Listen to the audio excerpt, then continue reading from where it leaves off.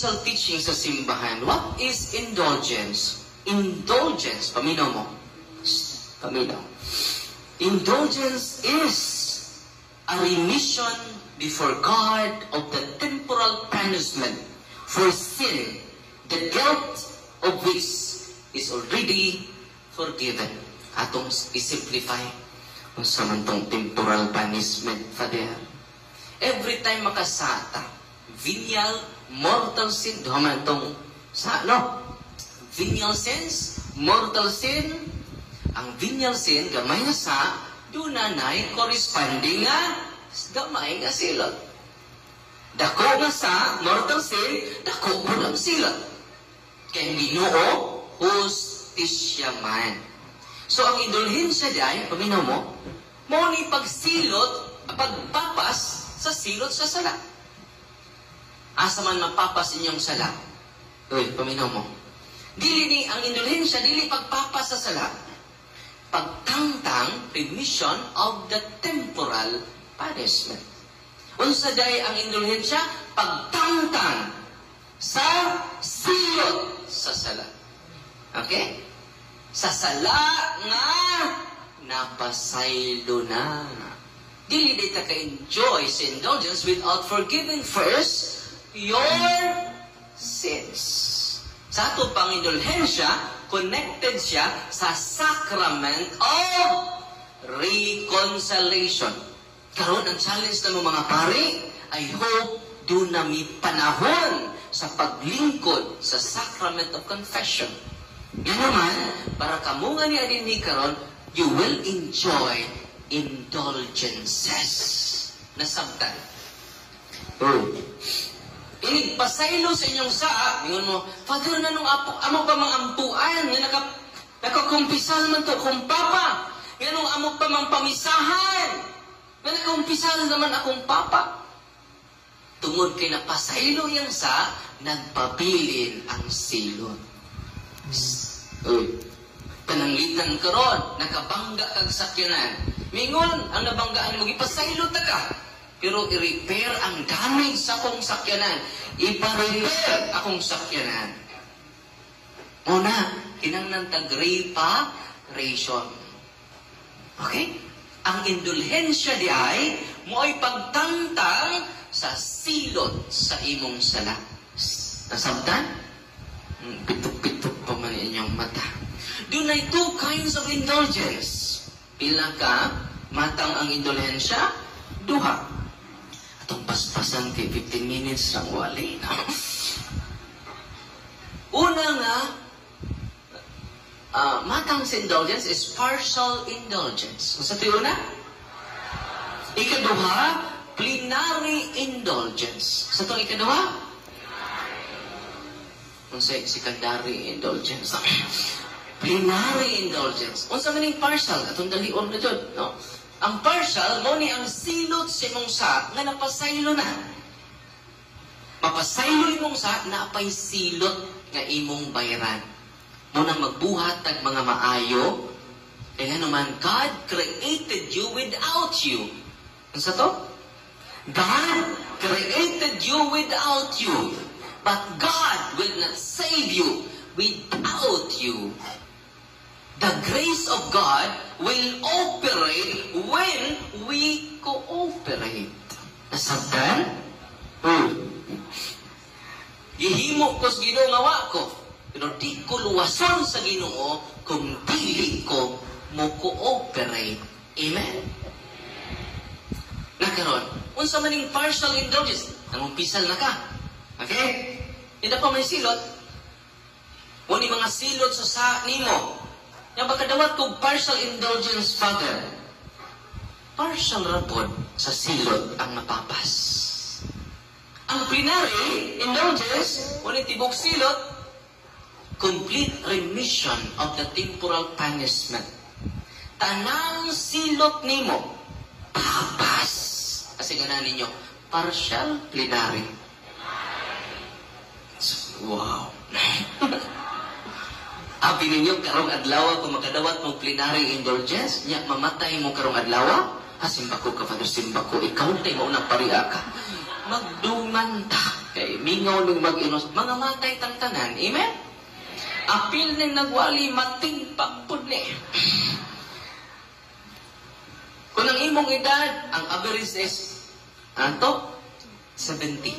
Dahil sa Salmo 20:12, 70 ra ang average nato. Nga 69 na kakaroon, kuwang na lang dyan usa. Kuwang na lang usa. Nga kung mulapas ka, lion ka. Amen? Naman ng lapas na rin, mga kolektor ng lapas na ni Uba. O, lion, nakatawag ng bonus. Nagkaroon. Kung mamatay ta karong adlaw, yan nakadawag ng plenarya indulhensya. Ang atong kalag, sukoy kayo, murag puitis. Ni kamatay na, ingo San Pedro. Nagkabukab na San Pedro dito. Karon pagalikan, namatay. Ang imong silingan, pila na ito katoy, nating kagong dito sa purgatorio, karon ka namatay. Nganong nakasaka ka dayon? Nyo, nakadawat ko plenarya indulhensya. Ya, salig mo na. Salig ta. Ano man, si Kristo ni ingon, nanto kang Pedro, ikaw si Pedro, ibabaw nining bato, tuguron ko ang akong iglesia. Ang imong itugot, Pedro, din sa yuta, sumpay. Hindi dyan itigbasa ning uban, okay? Wag mo sumpay. Balik, be. Ang imong itugot din ni Pedro sa yuta. Ang imong idili din sa yuta. Atong pakpakan ang atong Santo Papa. Unsay aprobado ang doktrina din sa yuta. Saludo si Kristo. Isa na dingon, si Kristo, ang santo ninyo mismo. Na ikaw, nagduda pa ka na? Nagpaw, paligid Kristo. Si Kristo maway sa walay duda. Unsay aprobahan sa Santo Papa din sa yuta, aprobado ngadto sa langit.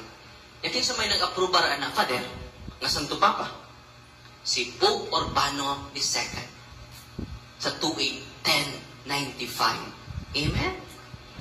Kaya sa may lain, si Pope Innocent III sa 12th century.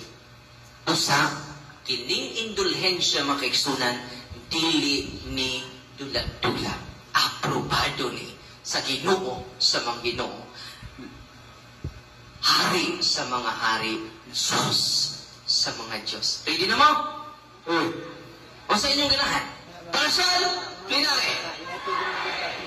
Char. Kung sa may meaning char, Father, Christ has a reason. Kung sa meaning char, atong pagbakan ang santo ninyo.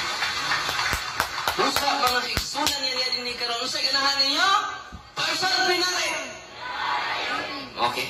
Nang sa una to, tawad sa plenary indulhensya. Ready na mo? Dunay mga requirements. Replay na ninyong video ha, para hindi na ako magbalik-balik. No? Unang requirements. Okay, 7 man eh. Una, kinahanglan binunyagan ka na Katoliko. Nabunyagan na nimang tapat? Pangutan na, sure. Kaya itong bunyagan ni Kuhuman, no? Kinahanglan, kung nabunyagan man, dili excommunicated. Wa ma? Excommunicated. Ikaduha, state, naaka sa state of grace. Kung saan man,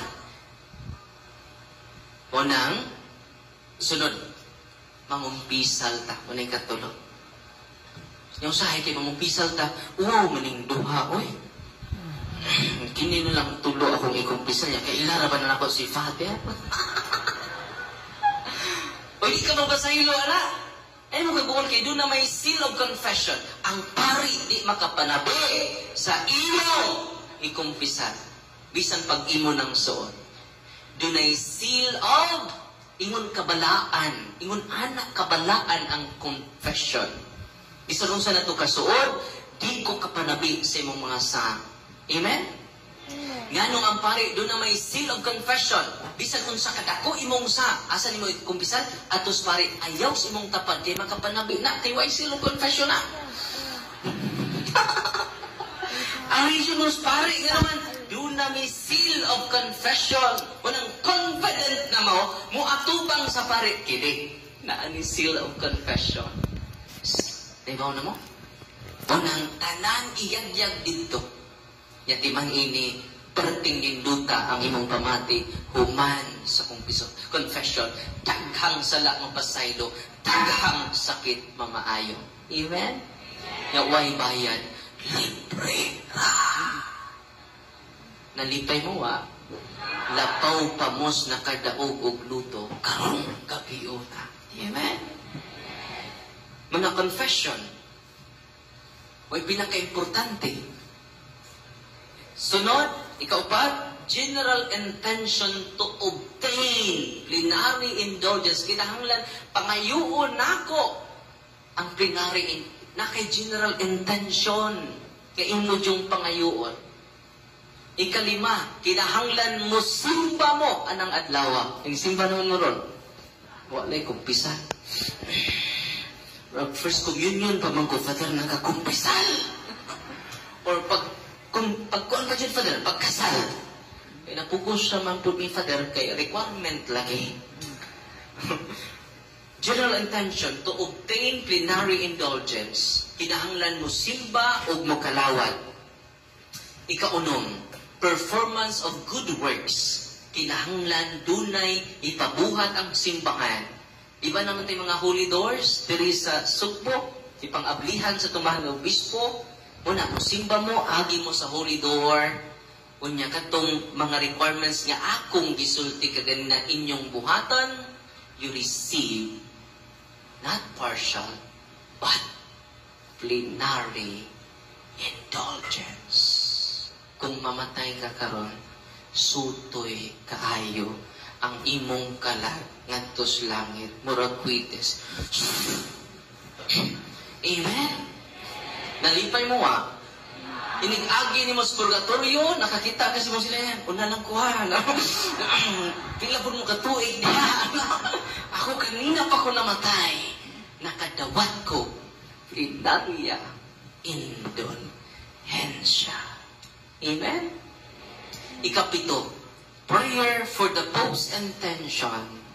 Kinahanglan atong i-appeal ang intensyon sa atong mahal na Santo Papa. Usa ka manamo, usa ka magimaya ka Maria, usa kay maya samahan. Mga isuon, you receive plenary indulgence. Wow! Mao ni isulti sa inyong tibuok pamilya.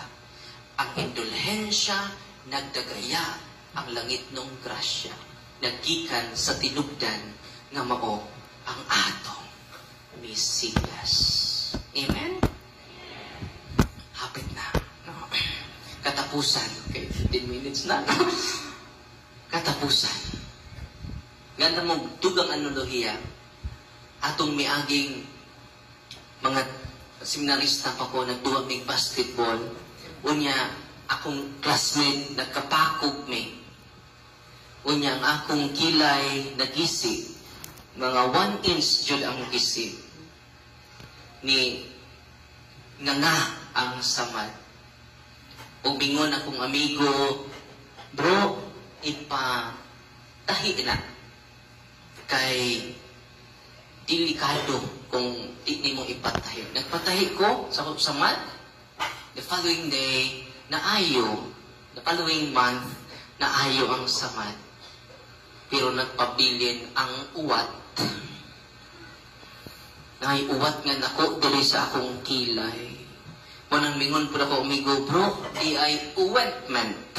Di ba rasa man po na, ibutang sa imong samad, imong uwat, aron ang imong uwat, mawala.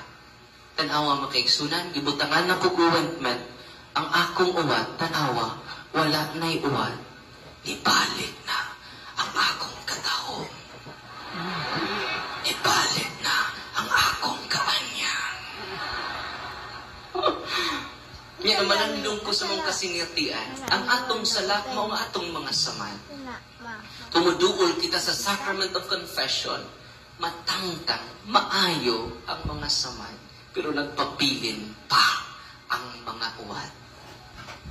Yung saon man nato, Unang dunay ointment ang simbahan. Mo nang gitawag indulhensya.